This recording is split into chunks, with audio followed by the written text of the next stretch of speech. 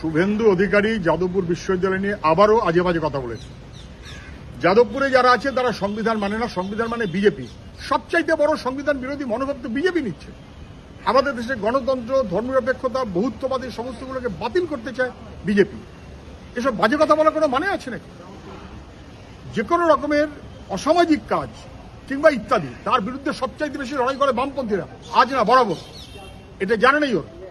যাদবপুর বিশ্ববিদ্যালয়ের ছাত্রছাত্রীরা নিশ্চয়ই তারা বিজেপিকে পছন্দ করে না, তারা লেখাপড়া করে।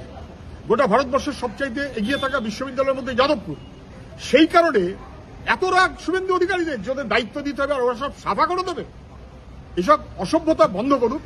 বিজেপির রাজনীতি মানুষকে বিভাজিত করার, সংবিধান বিরোধী মনোভাবের, সেইটা ছেলেমেয়েরা মানুষ পছন্দ করে না। অযথা যাদবপুর বিশ্ববিদ্যালয়ের উপরে রাগ দেখিয়ে আসলে শিক্ষা সংহারের মনোভাবেই বিজেপি চলতে চায়। এসব অসভ্যতা শুভেন্দুর কেউ মানবে না।